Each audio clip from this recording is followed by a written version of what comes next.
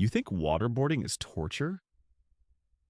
In 1252, Pope Innocent IV authorized something that makes modern interrogation techniques look like gentle persuasion. The Medieval Inquisition didn't just question heretics, they perfected the art of systematic human destruction using methods so horrifying that trained executioners would vomit at the sight. We're talking about an institution that turned torture into a science, complete with instruction manuals, standardized procedures, and religious justification for breaking every bone in the human body. Picture this. It's 1478 in the Spanish countryside. A knock comes at your door just after sunrise. Two men in black robes stand on your threshold, flanked by armed guards. They don't need to introduce themselves. Everyone knows the Dominicans. Everyone knows what that knock means. Your neighbor reported you for lighting candles on Friday evening.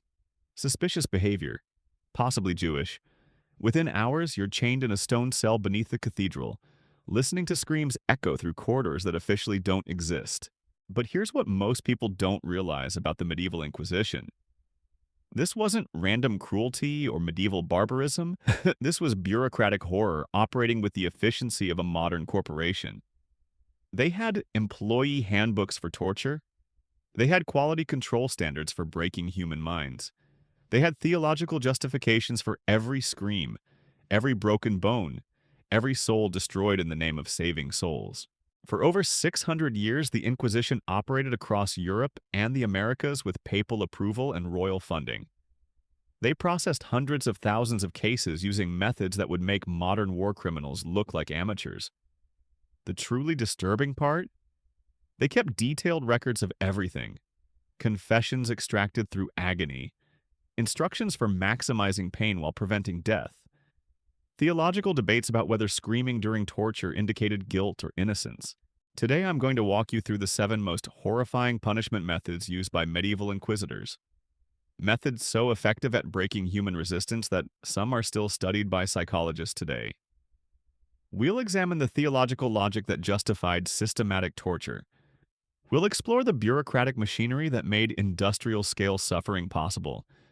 And we'll discover why the Inquisition's legacy of institutional terror continues to influence how power operates today. But first, we need to understand something crucial about how the Inquisition actually worked. Because the popular image of hooded monks randomly torturing people misses the point entirely. The medieval Inquisition was a legal system. It had courts, judges, prosecutors, and carefully documented procedures. It operated under canon law with appeals processes and bureaucratic oversight. The horror wasn't that it was chaotic. The horror was that it was organized. Let me paint you a picture of how systematic this really was. The Inquisition employed professional torturers who underwent years of training. These weren't sadistic volunteers or prison guards looking for excitement. They were skilled craftsmen who learned anatomy, psychology, and engineering. They studied which bones break cleanest, and which joints dislocate most painfully, which psychological pressures crack minds fastest. They had apprenticeship programs, standardized techniques, and performance evaluations based on confession rates. The Directorium Inquisitorum, published in 1376, served as the official instruction manual for inquisitors across Europe. This wasn't some hidden grimoire locked away in secret archives.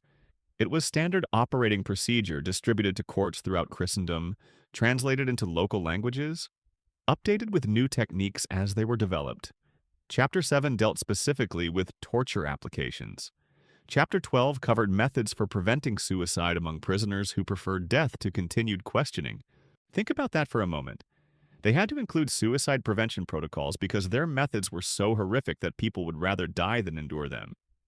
But suicide would mean the prisoner escaped without confessing, which defeated the entire purpose.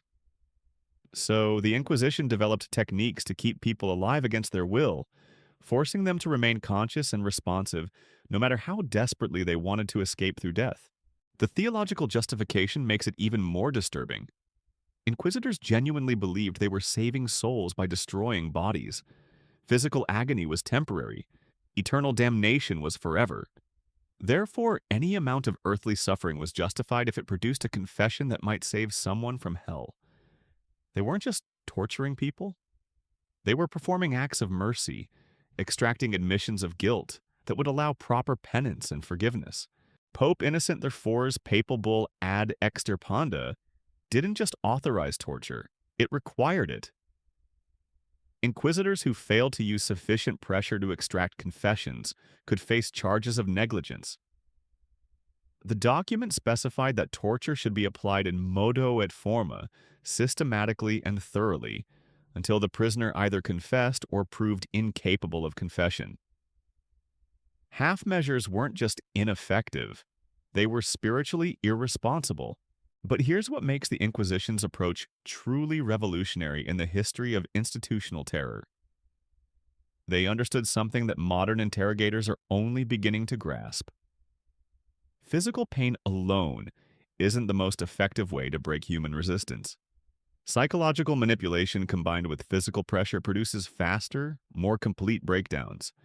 The Inquisition pioneered techniques that attack the mind and body simultaneously, creating feedback loops of despair that crush the human spirit more effectively than pure brutality. The waiting was often worse than the torture itself. Prisoners would be arrested and held in solitary confinement for months before their first interrogation. No contact with family or friends, no knowledge of charges or evidence, no idea when or if they would ever see daylight again. The isolation alone drove many prisoners insane before physical torture even began. When inquisitors finally appeared with their instruments and questions, confession seemed like release rather than defeat. They also perfected the art of false hope. Prisoners would be told that cooperation would lead to mercy, that confession would bring forgiveness, that truthfulness would result in light punishment. These weren't lies exactly. Cooperative prisoners did receive more merciful treatment.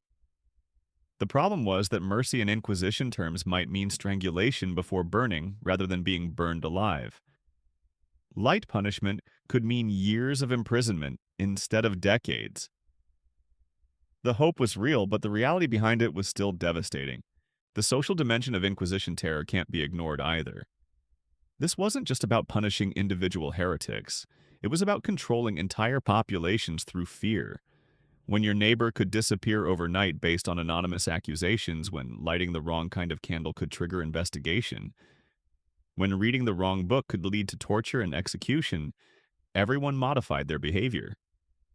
The Inquisition didn't need to arrest everyone. They just needed to arrest enough people publicly to make everyone else compliant. Families were systematically destroyed as part of the process. Children were encouraged to report suspicious behavior by their parents. Spouses were offered reduced sentences for testifying against each other. Property was confiscated to fund Inquisition operations, leaving families destitute even if the accused was eventually released. The financial incentives alone corrupted the entire system. Inquisitors had economic reasons to find people guilty, since confiscated wealth funded their operations. The record-keeping reveals the true scope of the horror. The Spanish Inquisition alone processed over 150,000 cases between 1478 and 1834. Each case file contains detailed documentation of charges, evidence, interrogation transcripts, torture session notes, and final disposition. Reading these archives is like examining the administrative records of systematic human destruction. Every scream was cataloged. Every broken bone was noted. Every extracted confession was carefully preserved for a theological review. But the most chilling aspect of Inquisition documentation is how routine it all sounds. Torture sessions are described in the same matter-of-fact language used for recording grain shipments or tax collections. The application of strappado is noted with the same bureaucratic efficiency as any other administrative procedure. Human agony becomes statistical data, carefully organized and filed away for future reference. Modern historians studying Inquisition records often struggle with the psychological impact of the material. Reading hundreds of torture transcripts, examining detailed descriptions of systematic human destruction, processing the sheer scale of institutional cruelty takes a toll on researchers. Several prominent Inquisition scholars have required therapy to deal with the emotional weight of their work. The horror transcends historical curiosity to become personal trauma for anyone who studies it deeply enough. Yet understanding this history remains crucial. The medieval Inquisition didn't emerge from nowhere and disappear without trace. The techniques it developed, the justifications it created, the institutional structures it established, influenced how power operates across centuries. When we see modern examples of systematic oppression, when we witness institutional terror disguised as legal procedure, when we observe how fear can be weaponized to control populations, we're seeing echoes of methods perfected by medieval inquisitors. The seven punishment methods we're about to examine weren't just historical curiosities. They were technologies of human destruction, carefully engineered and systematically applied. Some were designed to extract confessions through unbearable pain.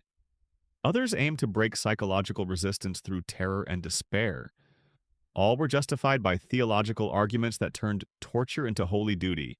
Each method reveals something different about how institutional power can corrupt human nature, how ordinary people can participate in extraordinary evil when the system demands it, how religious authority can be weaponized to justify the unjustifiable, how bureaucratic efficiency can make horror routine and systematic. The strappado, the rack, the water torture, the iron maiden, the wheel, the pear of anguish, and the auto da fe. Seven names that strike fear across centuries. Seven methods that defined the darkest chapters of European history. Seven technologies of terror that remind us what humans become when power operates without accountability. But before we examine these methods in detail, we need to understand the mindset that created them. The theological worldview that made systematic torture seem not just acceptable but necessary. Because the most horrifying thing about the medieval Inquisition isn't what they did to human bodies, it's what they believed while they were doing it. The Inquisitors who perfected these techniques weren't monsters hiding in shadows. They were respected members of society. University-educated theologians who debated fine points of canon law. Legal scholars who wrote treatises on proper judicial procedure. Men who attended dinner parties, baptized children, and genuinely believed they were serving God by perfecting the art of human destruction. This is what makes studying the medieval Inquisition so psychologically disturbing. These weren't psychopaths or sadists operating outside normal society. They were the intellectual elite of their time, working within established legal frameworks, following carefully documented procedures, seeking approval from the highest religious authorities. They turned torture into theology and called it justice. The first and most widely used punishment method was the strappado, known in Spanish as the garrucha. Imagine being stripped naked and having your hands bound behind your back with rough rope. Your wrists are connected to a pulley system mounted to the ceiling. Slowly, methodically, you're hoisted into the air by your arms alone, your shoulders bearing your entire body weight at angles human joints weren't designed to support. But that's just the beginning. Once suspended, weights are attached to your feet. Not enough to kill you immediately, but sufficient to add excruciating pressure to joints already screaming in agony. The real genius of the strappado lies in what happens next. Without warning, you're dropped several feet before the rope catches you with a violent jerk that dislocates shoulders and tears ligaments. The pain is indescribable. Every nerve in your upper body explodes with agony as bones separate from their sockets. But you remain conscious, suspended, unable to faint because the shock keeps jolting you awake. Inquisitors would repeat this process dozens of times during a single session, each drop causing new damage, each jerk sending fresh waves of pain through an already destroyed nervous system. The beauty of the strappado, from the Inquisition's perspective, was its efficiency. It required minimal equipment and could be operated by a single torturer. It left no permanent external marks, so prisoners who survived appeared physically intact. Most importantly, it could be calibrated precisely. Light application might only dislocate shoulders. Heavier weights and longer suspension could permanently cripple the victim. The torturer controlled exactly how much damage to inflict. Records from the Toledo Tribunal show that 89% of prisoners subjected to strappado confessed within the first 3 drops. Those who held out longer faced increasingly severe applications. Some spent hours suspended, their shoulders so thoroughly destroyed that they would never again lift their arms above their heads. Others suffered nerve damage that left them with permanent partial paralysis. The lucky ones passed out from pain and were revived with cold water to continue the session. But physical agony was only half the torture. The psychological component was equally devastating. Prisoners were forced to watch as the apparatus was prepared, seeing the pulleys tested, hearing the rope creak under tension, observing the weights being selected for their body size. The anticipation became its own form of torture as victims imagined what was about to happen to them. The theological justification for strappado reveals the twisted logic underlying all Inquisition torture. Thomas Aquinas had argued that the body and soul were interconnected, that physical suffering could purify spiritual corruption. By inflicting agony on heretical flesh, Inquisitors believed they were burning away sin itself. Every scream was evidence of evil being expelled. Every confession extracted through pain was a soul saved from damnation. The rack represented the next evolution in systematic torture technology. Where strappado worked through compression and dislocation, the rack achieved its effects through slow, methodical stretching. The victim was strapped to a wooden frame with ropes attached to their wrists and ankles. Pulleys and levers allowed operators to gradually increase tension, pulling the body in opposite directions until joints separated and ligaments snapped. What made the rack particularly horrifying was its precision. Unlike other torture methods that worked quickly, the rack operated slowly enough to allow careful observation of its effects. Inquisitors could watch joints begin to separate, hear the small pops and cracks as cartilage tore, note the exact moment when tendons reached their breaking point. They could stop just short of permanent damage, release pressure to allow a partial healing, then begin again. The psychological warfare was as sophisticated as the physical torture. Victims strapped to the rack could see the mechanism that would destroy them. They could watch the operator's hands on the levers, knowing that each small adjustment brought new agony. The slowness of the process allowed time for pleading, for bargaining, for the gradual erosion of resistance as pain mounted beyond human endurance. Spanish Inquisition records describe sessions lasting up to 6 hours, with operators taking breaks to allow victims to contemplate their situation before resuming. Some prisoners begged for death within the first hour. Others held out longer, their bodies stretched so severely that they gained several inches in height before their spines finally snapped. The most resistant victims were found unconscious on the rack, their minds having retreated into madness rather than endure continued torture. The water torture, known as toxa in Spanish territories, combined physical and psychological terror in ways that modern waterboarding only approximates. The victim was strapped to an inclined bench with their head lower than their feet, mouth forced open with an iron prong. A cloth was placed over the face, then water was poured slowly onto the fabric, creating the sensation of drowning while preventing actual death. But medieval inquisitors refined this technique far beyond its modern applications. They used different liquids for different effects. Plain water created the basic drowning sensation. Salt water intensified the burning in nasal passages and throat. Vinegar added chemical pain to the psychological terror. Some records mention the use of urine or other bodily fluids as additional humiliation. The quantity was carefully measured. Too little water, and the effect was insufficient to break resistance. Too much, and the victim might actually drown, ending the interrogation prematurely. Skilled operators could maintain the drowning sensation for extended periods while keeping the prisoner conscious and responsive. The cloth would be removed just long enough for gasping breaths, then replaced for another cycle. The genius of water torture lay in exploiting humanity's most primal fear. The terror of drowning triggers responses deeper than rational thought, accessing instinctive survival mechanisms that bypass conscious resistance. Victims who withstood other forms of physical pain often broke completely under water torture, their animal brain overriding their conscious determination to remain silent. Inquisition manuals describe the proper technique in clinical detail. The angle of the bench should be precisely calculated to maximize discomfort without causing unconsciousness. The cloth must be positioned to create optimal terror while allowing controlled breathing. The water flow should be steady enough to maintain panic, but slow enough to prevent accidental death. These weren't crude improvisations, but carefully engineered procedures refined through centuries of use. The Iron Maiden represents perhaps the most iconic image of medieval torture, though its actual use was more limited than popular culture suggests. This hinged chamber, lined with spikes, was designed not for quick execution but for prolonged agony. The victim would be forced inside, and the doors slowly closed until the spikes penetrated flesh without reaching vital organs. The engineering required incredible precision. The spikes had to be positioned exactly right to cause maximum pain while avoiding immediate death. Too short, and the torture was ineffective. Too long, and the victim died too quickly to provide useful information.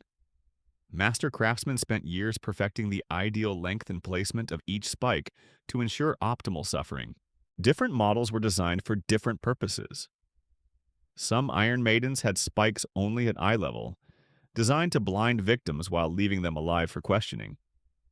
Others featured spikes positioned to pierce extremities while avoiding the torso entirely. The most sophisticated versions had adjustable spikes that could be lengthened or shortened, depending on the victim's size and the information sought. The psychological impact of the Iron Maiden was as important as its physical effects. The mere sight of the device was often enough to produce confessions. Prisoners would be brought to view the apparatus, shown how it operated, told in detail what would happen to their bodies once the doors closed. Many broke before ever being placed inside, their imagination proving more effective than actual torture. But for those who resisted, the Iron Maiden delivered exactly what it promised.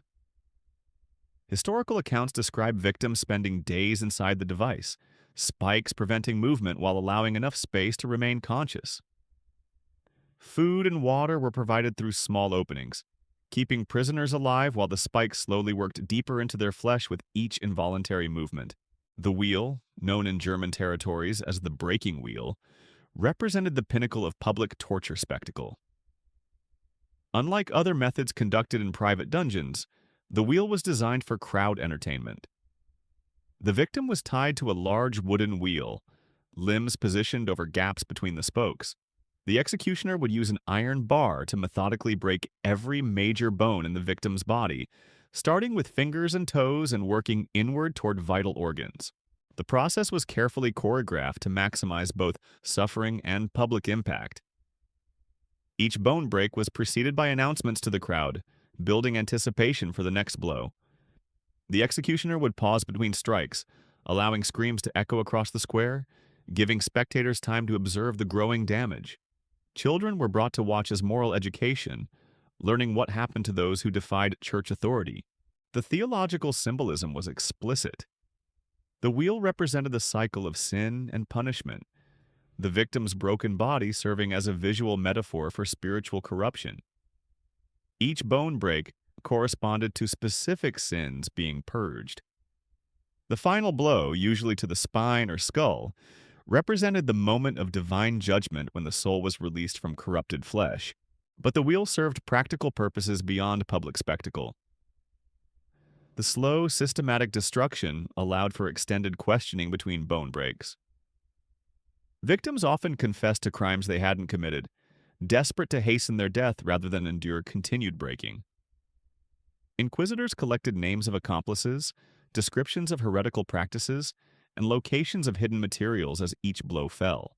The pear of anguish, despite its innocent name, represented one of the most psychologically devastating torture devices ever created. This metal instrument, shaped like a pear and operated by a screw mechanism, was inserted into the victim's mouth, rectum, or vagina, then slowly expanded until it tore flesh and broke bones. The device was specifically designed to destroy the most intimate parts of the human body, attacking not just physical integrity but personal dignity and psychological identity. Different sized pears were crafted for different applications and victim types. Oral pears, used on heretics and blasphemers, were designed to break jaws and tear tongues. Rectal pears, applied to homosexuals and those accused of sodomy, would rupture internal organs while causing excruciating pain. Vaginal pears, used on women accused of adultery or witchcraft, were engineered to destroy reproductive organs while keeping victims alive for extended questioning. The expansion was controlled by a screw mechanism that allowed precise calibration of pressure and damage. Torturers could increase tension slowly, watching for signs of tearing flesh or breaking bone, then maintain that level of pressure for extended periods. The victim remained conscious throughout, fully aware of the internal destruction being methodically inflicted on their most vulnerable anatomy. The psychological warfare was as devastating as the physical torture. Victims were shown the device and told exactly where it would be placed and how it would operate. The anticipation alone was often sufficient to produce confessions, as prisoners imagined the violation and destruction awaiting them. For those who resisted, the reality exceeded their worst fears, as the pair slowly expanded inside them while inquisitors calmly asked questions about their supposed crimes. The auto da fe represented the ultimate synthesis of torture, theater, and theological terror. This wasn't just an execution method. It was a carefully orchestrated public spectacle designed to demonstrate the absolute power of church authority, while providing mass entertainment for thousands of spectators. The term literally means act of faith, but what unfolded in public squares across Europe was anything but faithful to Christian teachings of mercy and forgiveness. The preparation began months in advance. Condemned prisoners were kept in special cells where they could be observed by the public through barred windows. Citizens were encouraged to visit these human exhibitions, to see the faces of heresy before witnessing its destruction.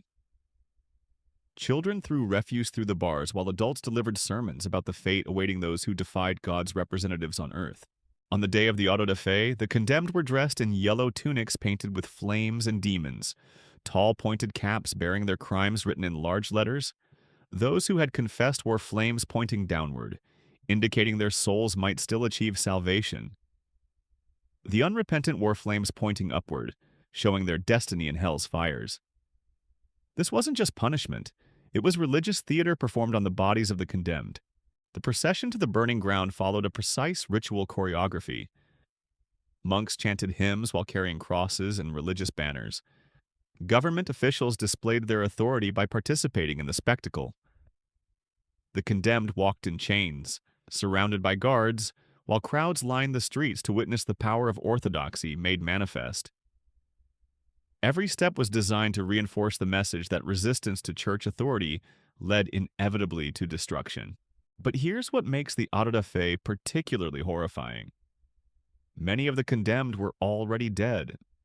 They had been executed privately in prison, their bodies exhumed specifically for public burning.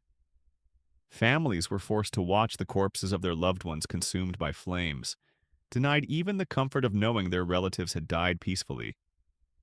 The church insisted that heretical flesh must be destroyed publicly, whether the soul had already departed or not. The burning itself was engineered for maximum suffering and minimum efficiency. Green wood was used specifically because it burned slowly and produced thick, choking smoke. The condemned were tied to stakes positioned to ensure they would cook slowly rather than die quickly from smoke inhalation. Bags of gunpowder were sometimes tied around their necks as a supposed mercy, but these were often positioned to explode only after hours of burning, extending rather than shortening the agony. Inquisition records detail the crowd reactions with disturbing clinical precision. Spectators were observed to cheer when flames reached the victim's feet, to applaud when clothing caught fire, to celebrate when screaming finally stopped. Children were held up by their parents for better views of the human torches. Food vendors worked the crowds, selling refreshments while people burned alive just yards away. The auto da fe had become public entertainment, suffering transformed into spectacle. The theological justification reveals the complete moral inversion at the heart of Inquisition thinking. Burning heretics alive was presented as an act of love, giving their souls a final opportunity to repent before death claimed them. The physical agony was temporary, lasting only hours. Eternal damnation was forever. Therefore, any amount of earthly suffering was justified if it might produce last-minute confession and salvation. They weren't murdering people. They were providing final opportunities for redemption through purifying fire. But the auto da fe served political purposes that extended far beyond religious theater. These public spectacles demonstrated state power in ways that private executions never could. When thousands of citizens watched heretics burn, they absorbed lessons about the consequences of challenging authority. The message was clear and unmistakable. This is what happens to those who think differently, who question established order, who imagine alternatives to the current system. The economic dimension of the auto da fe reveals another layer of institutional corruption. Wealthy families could sometimes purchase the right to strangle their condemned relatives before burning, ensuring quicker deaths. The poor burned alive while the rich died mercifully, their gold purchasing final acts of compassion denied to those without resources. Even in death, social hierarchies were maintained and reinforced through differential access to mercy. The preparation of victims for the auto da fe involved its own specialized tortures. Prisoners were subjected to final interrogations, designed not to extract information but to break their spirits before public burning. They were shown the stakes being prepared, the wood being stacked, the crowds already gathering. Some broke psychologically before ever reaching the flames, their minds retreating into madness rather than face the approaching horror. The garrote offered a supposed mercy for those who confessed at the last moment. This device, essentially a tourniquet applied to the neck, would strangle the victim just as the flames reached them, sparing them the agony of burning alive. But even this mercy was calculated cruelty. Families watching from the crowd never knew if their loved one would receive this final compassion or burn conscious until death. The uncertainty added psychological torture to physical destruction. Regional variations in auto da fe procedures reveal how local authorities competed to create the most impressive spectacles. Spanish inquisitors developed elaborate processions featuring hundreds of participants. Portuguese authorities constructed permanent amphitheaters specifically for burning heretics. Italian inquisitors integrated auto da fe ceremonies with religious festivals, making human destruction part of holy celebration. Each region sought to outdo others in demonstrating their commitment to Orthodox faith through creative applications of terror. The documentation of auto da fe events provides historians with unprecedented insight into how institutional violence becomes normalized. Official records describe crowd sizes, weather conditions, and the efficiency of different burning techniques with the same bureaucratic precision used for documenting grain harvest or tax collections. Human destruction becomes statistical data, carefully organized and filed for administrative reference. The psychological impact on executioners and officials participating in auto da fe ceremonies was carefully managed through ritual and theology.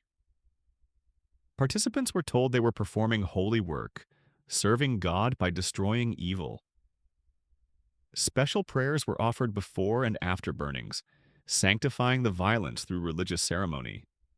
Those who showed reluctance or emotional distress were reassigned or provided spiritual counseling to overcome their weakness in serving divine justice. But perhaps the most chilling aspect of the auto da fe was how it normalized extreme violence in the minds of ordinary citizens. When thousands of people regularly gathered to watch other humans burn alive, when children were brought as moral education, when food vendors made profits from human suffering, a society's capacity for empathy becomes systematically eroded. The auto da fe didn't just kill individual heretics, it killed collective humanity. The legacy of these 7 torture methods extends far beyond medieval history. The techniques developed by inquisitors influenced interrogation practices across centuries.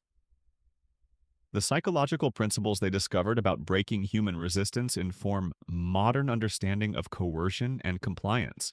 The institutional structures they created for administering systematic violence provide templates that appear again and again in different forms across different cultures.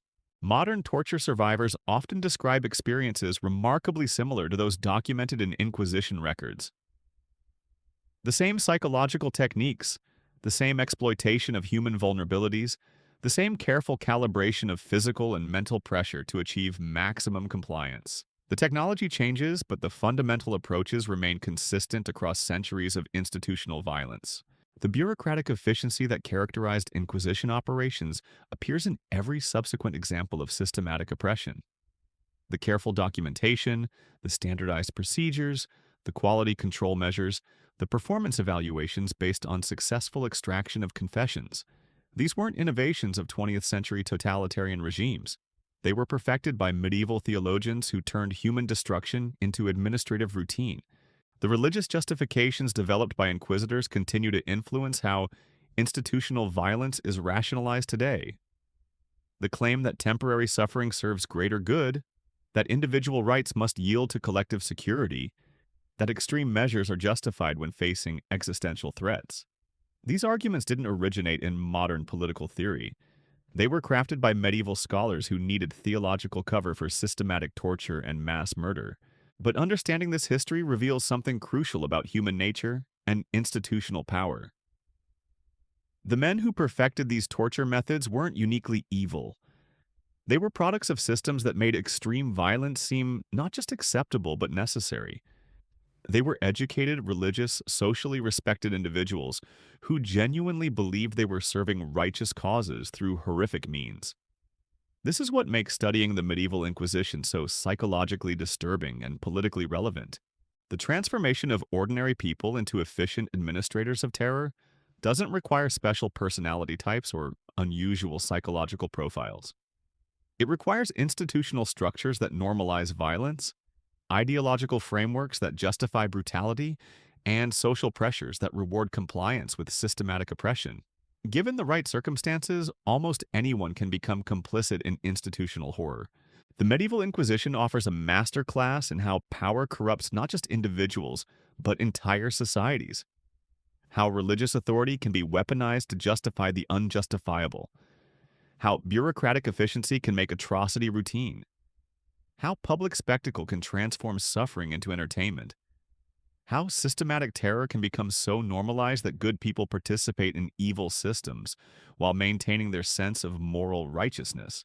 These lessons remain urgently relevant because the fundamental dynamics haven't changed. Power still seeks to protect itself through violence. Institutions still develop sophisticated methods for breaking human resistance. Ideological systems still provide justifications for systematic oppression, and ordinary people still find ways to participate in institutional horror while convincing themselves they're serving righteous causes. The screams that echoed through Inquisition torture chambers fell silent centuries ago. But the methods, the mindset, and the institutional structures that produce those screams continue to influence how power operates today. Understanding this history isn't just academic curiosity. It's essential preparation for recognizing and resisting similar patterns when they emerge in our own time and place. The most disturbing aspect of the Medieval Inquisition wasn't the torture itself. It was how they made torture feel normal. Picture walking through the streets of Seville in 1485. The screams from the Inquisition headquarters were as common as church bells. Children played games mimicking torture sessions. Merchants sold miniature replicas of torture devices as religious souvenirs. What had once been unthinkable became Tuesday afternoon entertainment. This normalization didn't happen overnight. It was engineered through a process psychologists now call systematic desensitization. Start with small compromises. A suspicious neighbor reported for lighting candles at unusual times, then larger ones, public denunciations during Sunday Mass, then complete acceptance, cheering crowds at public burnings. Each step seemed reasonable given the previous one until society found itself celebrating human destruction as holy duty. The economics of terror played a crucial role in this transformation. The Inquisition operated as a profit-making enterprise disguised as a religious tribunal. When your organization's budget depends on finding heretics, you find heretics. When confiscated property funds your operations, you confiscate property. When public burnings draw paying crowds, you schedule more burnings. Financial incentives corrupted every aspect of the system, turning justice into a business model based on human suffering. Consider the case of Elvira del Campo, documented in extraordinary detail by the Toledo Tribunal in 1568. A conversa, a converted Jew, she was accused of secretly practicing Judaism based on testimony from 3 neighbors who owed her family money. The accusation itself reveals the system's corruption. Debt forgiveness in exchange for denunciation. Economic disputes transformed into religious persecution. personal grudges elevated to cosmic significance. Elvira's interrogation followed standard procedure. First came months of solitary confinement designed to break her psychologically before physical torture began. The cell was deliberately sized to prevent lying down or standing upright, forcing her to remain in painful positions for weeks. Food was provided irregularly, just enough to prevent death, but insufficient for maintaining strength. Sleep deprivation was enforced through random loud noises and sudden light changes. The psychological preparation was as methodical as the physical torture that would follow. Elvira was shown the torture chamber repeatedly, forced to watch other prisoners being broken, told in graphic detail what would happen to her body if she didn't confess. The anticipation became its own form of torture, her imagination filling in details that reality might not match. By the time physical torture began, her resistance was already compromised by weeks of mental assault. When Elvira finally faced the strappado, she lasted exactly 4 drops before confessing to crimes she hadn't committed. The transcript records her words with bureaucratic precision. "I have observed the Sabbath. I have eaten kosher meat. I have denied Christ in my heart." None of it was true. All of it was documented as evidence of successful interrogation technique. Her false confession would be used to justify similar treatment of hundreds of other prisoners. But Elvira's case reveals something even more disturbing about Inquisition methodology. Her confession wasn't the end goal. It was the beginning of a new phase. Now she was required to name accomplices, to describe heretical practices in detail, to provide evidence that would implicate others in her supposed crimes. The torture had transformed her from victim into unwilling accomplice in the system that destroyed her. This was the true genius of Inquisition psychology. They didn't just break individuals. They turned victims into perpetrators, forcing them to participate in their own destruction and the destruction of others. Parents denounced children. Spouses betrayed each other. Friends became informants. The social fabric was systematically shredded as trust became impossible, and survival required betraying those closest to you. The ripple effects extended far beyond immediate victims. Elvira's forced confession implicated 17 other families in her neighborhood. Their arrests led to more confessions, which produced more arrests, which generated more confessions. A single accusation metastasized into community-wide terror as the Inquisition's investigative machinery consumed everything in its path. Entire neighborhoods were emptied as residents fled or disappeared into torture chambers. The documentation reveals the industrial scale of this process. The Toledo Tribunal alone processed over 12,000 cases between 1485 and 1531.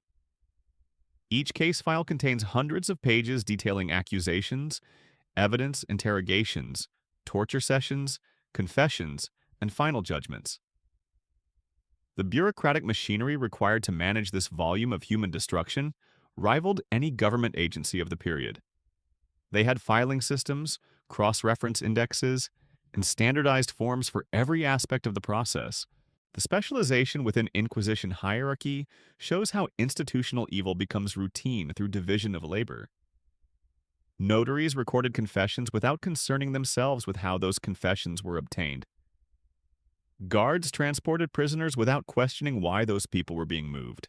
Executioners carried out sentences without examining whether those sentences were justified. Each person could claim they were just doing their job, following orders, serving a larger purpose they didn't need to understand.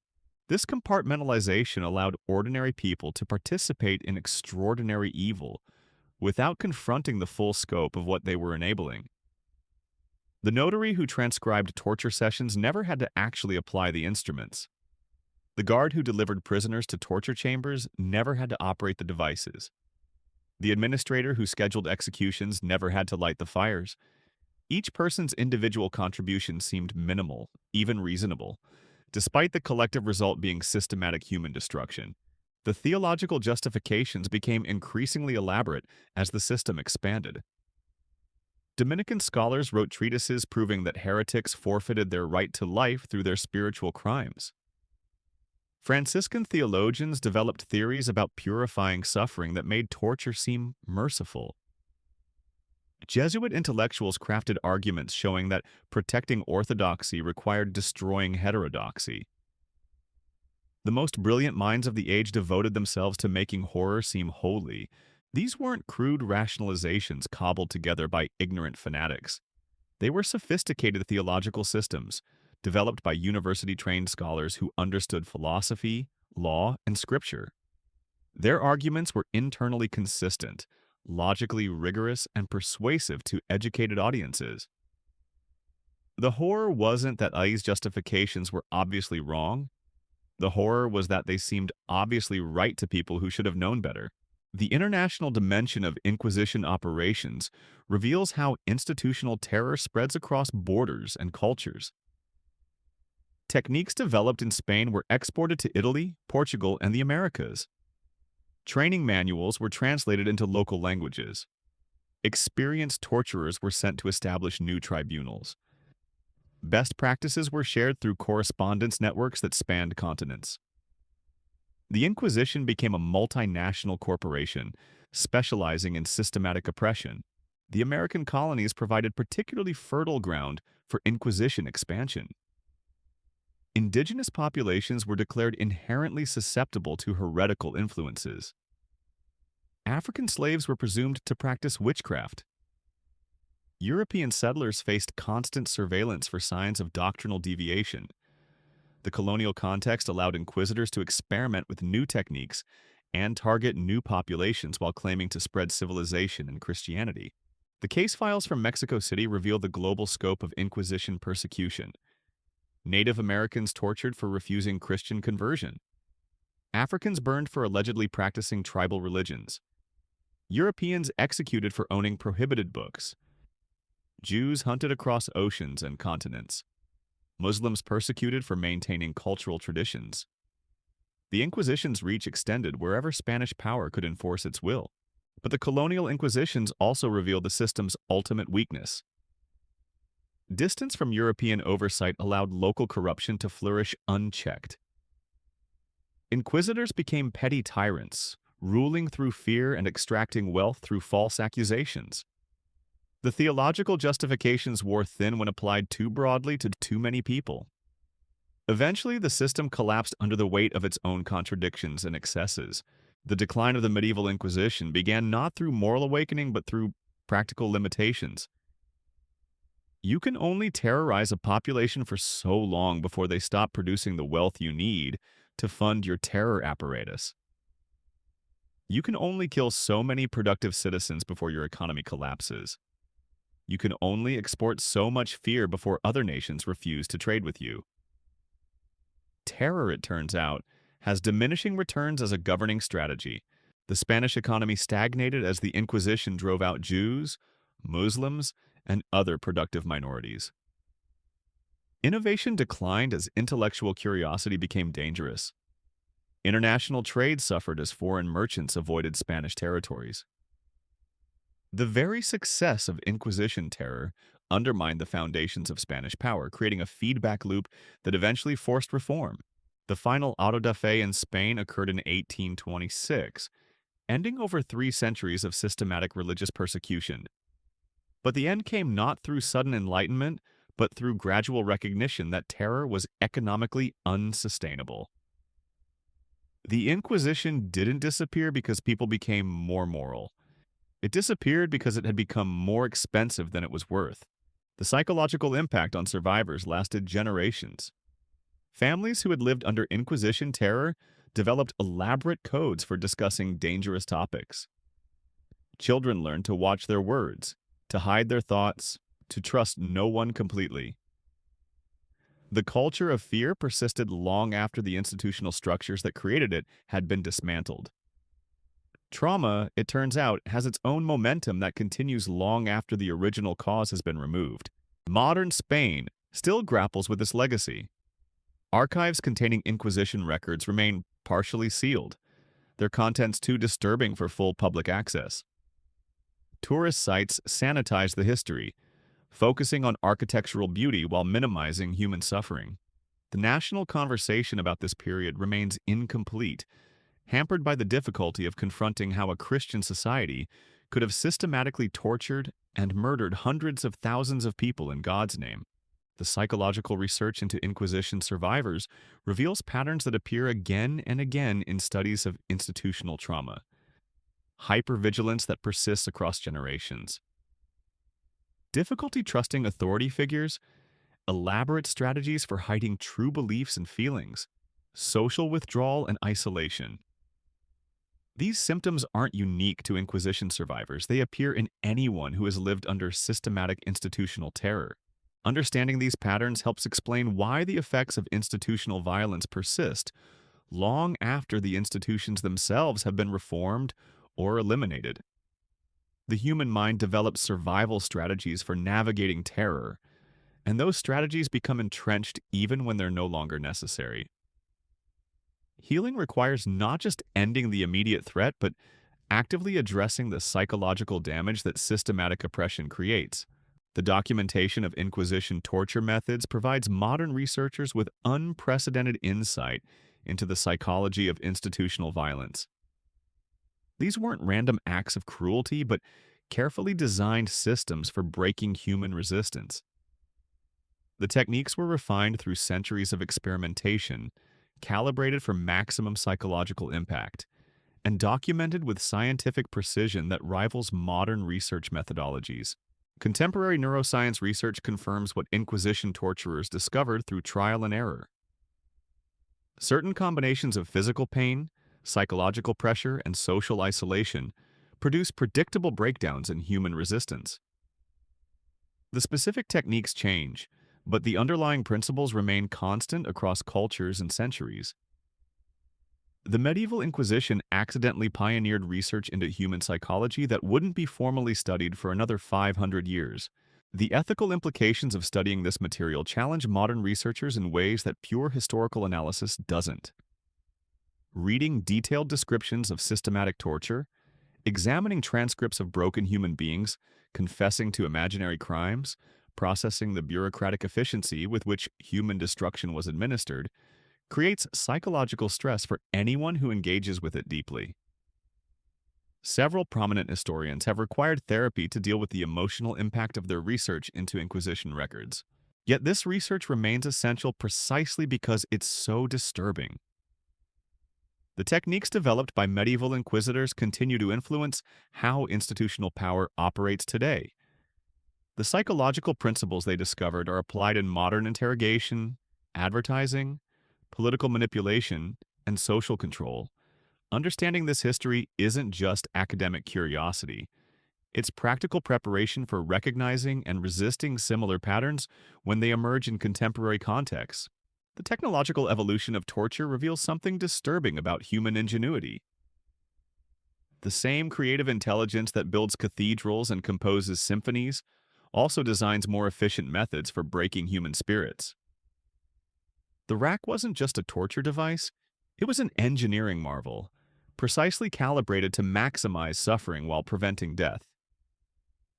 The Iron Maiden represented sophisticated metallurgy applied to human destruction. These weren't crude barbarisms, but technological achievements in service of institutional terror. This technological sophistication makes medieval torture more disturbing than simple brutality. Random violence is horrible but comprehensible. Systematic violence engineered with scientific precision reveals something darker about human nature. When intelligence, creativity, and technical skill are directed toward human destruction, the results are far more devastating than mere sadism could achieve. The training manuals for Inquisition torturers read like modern technical documentation. Step-by-step procedures for applying specific techniques. Troubleshooting guides for common problems. Quality control measures for ensuring consistent results. Performance metrics for evaluating torture effectiveness. The bureaucratization of human suffering reached levels of sophistication that wouldn't be matched until the 20th century. The career paths available within Inquisition hierarchy reveal how institutional evil creates its own professional opportunities. Ambitious young men could advance through the ranks by demonstrating expertise in human destruction. Specialized knowledge about torture techniques became valuable professional skill. Excellence in breaking human resistance was rewarded with promotion and increased responsibility. The system created incentives for people to become very good at very terrible things. The social status enjoyed by successful inquisitors shows how societies can celebrate their own monsters when those monsters serve institutional purposes. Master torturers were respected members of their communities, invited to dinner parties, consulted on theological questions, trusted with sensitive political matters. Their expertise in human destruction was seen as valuable professional skill rather than moral corruption. Society had learned to admire efficiency in areas where efficiency should have been abhorred. This normalization of expertise in human destruction reveals something fundamental about institutional evil. When systems reward certain behaviors, people adapt to excel within those systems regardless of the moral implications. The same psychological mechanisms that drive professional excellence in beneficial fields also drive professional excellence in harmful ones. Competence is morally neutral. It's the systems that direct competence that determine whether human potential serves creation or destruction. The international exchange of torture techniques between different Inquisition offices created what modern researchers would recognize as professional development networks. Experienced torturers traveled between tribunals, sharing innovations and training new practitioners. Technical manuals were copied and distributed across Europe. Best practices were documented and standardized. The Inquisition operated with the same commitment to professional excellence that characterizes any sophisticated institution. This professionalization had profound psychological effects on practitioners. When torture becomes a career requiring specialized training and offering advancement opportunities, practitioners develop professional pride in their expertise. They begin to see themselves not as people who hurt others, but as skilled professionals serving important institutional purposes. The moral weight of their actions becomes diffused through professional identity and institutional belonging. The family structures within Inquisition communities reveal how institutional evil becomes intergenerational. Children of inquisitors often followed their fathers into the same profession, learning torture techniques as family trades passed down through generations. Wives of torturers managed households funded by confiscated property from victims.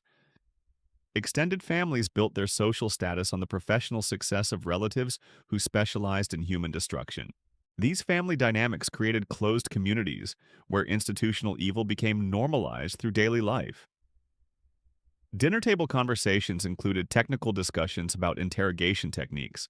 Children played with toys made from miniature torture devices. Family gatherings celebrated professional achievements measured in extracted confessions and successful executions. The boundaries between normal family life and systematic human destruction completely dissolved. The educational institutions that trained inquisitors reveal how intellectual development can serve institutional terror. Universities developed specialized curricula for future inquisitors, combining theology, law, psychology, and practical torture techniques. Students wrote dissertations on optimal interrogation methods. Professors gained tenure through research into more effective ways of breaking human resistance. Academic excellence became measured by expertise in human destruction. The library collections maintained by Inquisition offices contained thousands of volumes documenting torture techniques, interrogation psychology, and institutional best practices. These weren't hidden grimoires locked away in secret chambers. They were professional reference collections, carefully cataloged and regularly consulted. Librarians specialized in maintaining torture literature with the same dedication that other librarians brought to maintaining collections of poetry or philosophy. The artistic production sponsored by Inquisition offices reveals how institutional terror shapes cultural expression. Painters were commissioned to create instructional murals showing proper torture techniques.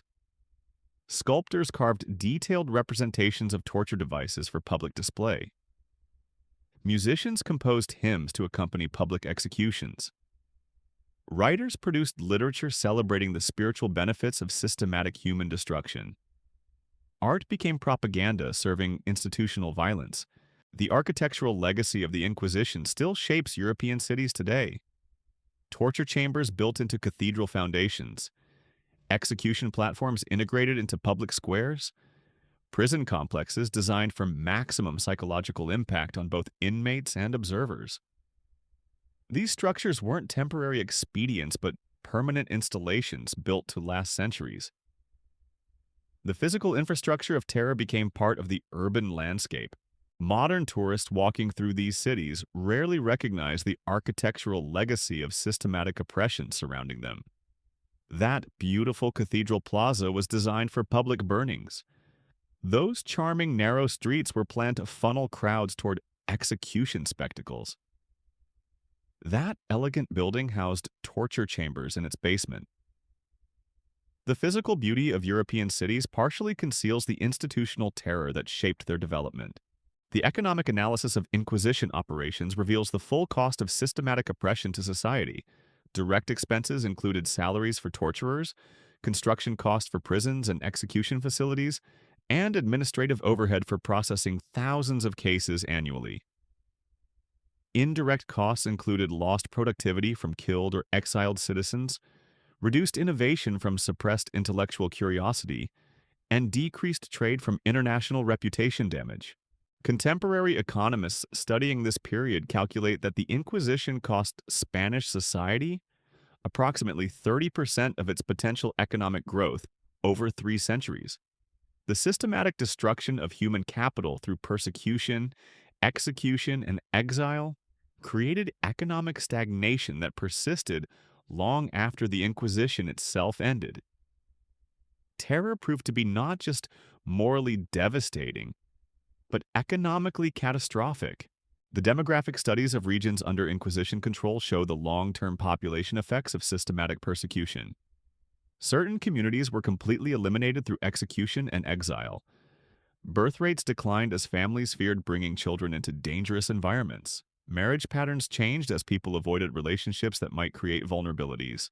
The social fabric was permanently altered through generations of institutional terror. These demographic changes created cultural losses that extended far beyond individual victims. When the Inquisition targeted Jewish communities, centuries of accumulated knowledge in medicine, finance, and scholarship disappeared. When Muslim populations were expelled, architectural and agricultural innovations were lost.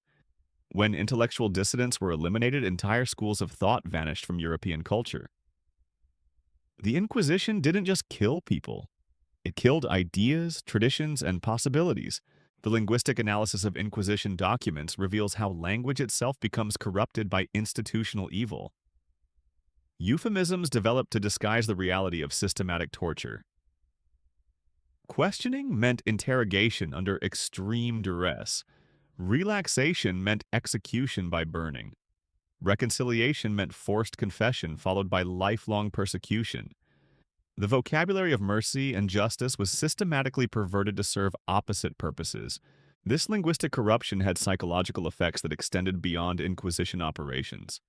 When words lose their moral meaning, when language becomes divorced from ethical reality, communication itself becomes compromised. People lose the ability to discuss moral questions clearly when the vocabulary for those discussions has been systematically corrupted by institutional power. The resistance movements that emerged in response to Inquisition terror reveal both human resilience and the limitations of individual courage against institutional power. Secret networks developed to help potential victims escape. Underground communication systems shared warnings about impending arrests. Hidden schools preserved prohibited knowledge and cultural traditions. But these resistance efforts remained necessarily small, fragmented, and ultimately insufficient to challenge the system directly. The psychological profiles of those who resisted reveal common characteristics that appear in resistance movements across different historical periods. Higher tolerance for risk, strong connections to communities being persecuted, access to resources that provided some independence from dominant institutions, personality traits that prioritized principle over personal safety. But even the bravest resistors faced overwhelming odds when confronting systematic institutional power. The collaboration patterns reveal equally consistent psychological profiles. People who collaborated with Inquisition terror shared certain characteristics. economic dependence on dominant institutions, social ambitions that required institutional approval, personality traits that prioritize safety over principle, fear of persecution that overcame moral objections to systematic oppression. But collaboration wasn't just individual weakness. It was rational response to institutional incentives that punished resistance and rewarded compliance. Understanding these patterns helps explain why institutional evil persists despite widespread moral objections. Most people aren't heroes or villains, they're ordinary individuals trying to survive and advance within whatever systems they find themselves navigating. When institutions reward collaboration and punish resistance, most people collaborate. The moral courage required for effective resistance is rare, precisely because it requires sacrificing personal interests for abstract principles. The international response to Inquisition terror reveals how other societies react when confronted with systematic oppression. Some European powers condemned Spanish practices while secretly implementing similar techniques in their own territories. Others provided refuge for Inquisition victims while maintaining diplomatic relations with perpetrator governments. Few took meaningful action to oppose systematic persecution when doing so would compromise their own interests. This pattern of international indifference appears repeatedly throughout history when institutional terror operates within established legal frameworks. When oppression is official government policy, other governments hesitate to intervene directly. When systematic persecution targets marginalized populations, international sympathy remains limited. When institutional violence serves geopolitical interests, moral objections become secondary to practical considerations. The documentation of international awareness undermines claims of ignorance about Inquisition practices. European courts received detailed reports about Spanish torture techniques. Trading partners observed the economic effects of systematic persecution. Religious leaders corresponded about theological justifications for institutional violence. The information was available to anyone who chose to seek it. The problem wasn't lack of knowledge, but lack of will to act on that knowledge. The medical knowledge developed through Inquisition torture contributed to broader understanding of human anatomy and psychology. Torturers learned which techniques produced specific physical and mental effects. They documented the breaking points of human resistance under various forms of pressure. They observed how different personality types responded to different interrogation methods. This knowledge, gained through systematic human experimentation, influenced medical and psychological understanding for centuries. The ethical implications of this knowledge create continuing dilemmas for modern researchers. Information gained through torture provides insights into human psychology that might prove useful for treating trauma survivors or understanding resistance to oppression. But utilizing knowledge gained through systematic human destruction raises questions about whether beneficial applications can justify or legitimize the methods used to acquire that knowledge. Contemporary debates about enhanced interrogation techniques often reference Inquisition precedents, though rarely explicitly. The same arguments about necessity, effectiveness, and moral justification appear in modern discussions about institutional violence. The same psychological techniques for breaking human resistance continue to be refined and applied. The same institutional structures for managing systematic oppression persist in different forms. The technological advances since medieval times have made systematic oppression more efficient, but haven't changed its fundamental psychological and social dynamics. Modern surveillance capabilities exceed anything Inquisitors could imagine. Contemporary propaganda techniques surpass medieval theological justifications in sophistication and reach. Current bureaucratic systems manage human destruction with greater efficiency than their medieval predecessors. But the basic patterns remain consistent across centuries. The study of Inquisition records provides essential preparation for recognizing similar patterns in contemporary contexts. When institutions develop sophisticated justifications for systematic violence, when bureaucratic efficiency makes oppression routine, when professional advancement requires expertise in human destruction, when society learns to celebrate its own monsters. These warning signs appear repeatedly across different historical periods and cultural contexts. The most important lesson from the Medieval Inquisition isn't about past horrors, but about present possibilities. The same psychological mechanisms that enabled systematic torture in medieval Europe continue to operate in human societies today. The same institutional structures that made the Inquisition possible can be constructed again under different names and justifications. The same moral corruption that allowed good people to participate in evil systems remains a constant threat to human civilization. Understanding this history provides tools for resistance, but only if that understanding translates into action when similar patterns begin to emerge. Knowledge without application remains academic curiosity rather than practical preparation. The screams that echoed through Inquisition torture chambers will echo again unless each generation learns to recognize the institutional and psychological foundations that make systematic oppression possible. The medieval Inquisition ended not because humanity evolved beyond its capacity for institutional evil, but because the specific conditions that enabled it eventually changed. Those conditions can return. The techniques can be refined. The justifications can be updated. The institutional structures can be rebuilt. The only protection against repetition is vigilant recognition of the patterns and determined resistance when they begin to appear.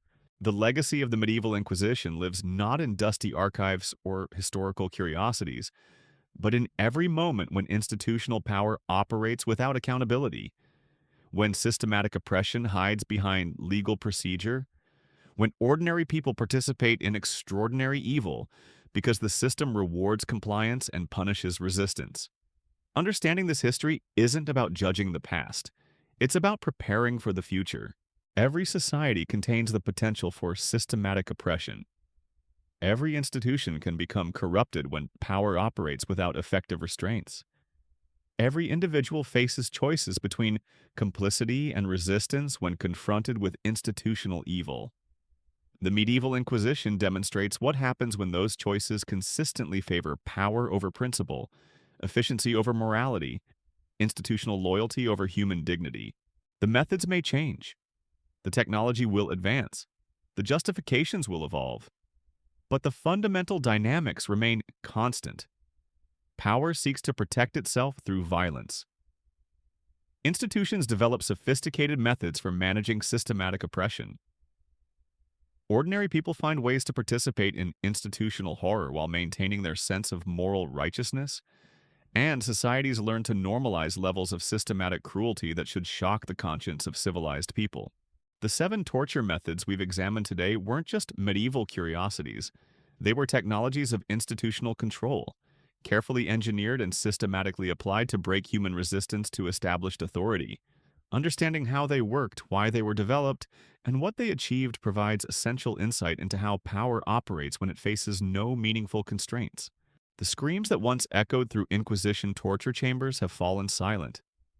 But the institutional structures, psychological techniques, and moral justifications that produce those screams continue to influence how power operates in our own time. The only way to ensure that such screams don't echo again is to understand what created them and remain vigilant against their return in new forms. This is the true horror of the medieval Inquisition. Not that it happened, but that it could happen again. Not that people were capable of such systematic cruelty, but that they remain capable of it today. Not that institutions can become corrupted by power, but that they inevitably will become corrupted unless actively prevented from doing so. The choice facing every generation is whether to learn from this history or repeat it. Whether to recognize the warning signs or ignore them until it's too late. Whether to resist the early stages of systematic oppression or wait until resistance becomes impossible. The medieval Inquisition teaches us that institutional evil doesn't emerge overnight. It develops gradually through small compromises and reasonable-sounding justifications until societies find themselves celebrating human destruction as holy duty. The question isn't whether we're capable of such evil. History proves that we are. The question is whether we're committed to preventing it, whether we're willing to recognize the patterns before they fully develop, whether we have the moral courage to resist when resistance is still possible. The screams from medieval torture chambers can either serve as warnings or as previews. The choice, as always, remains ours.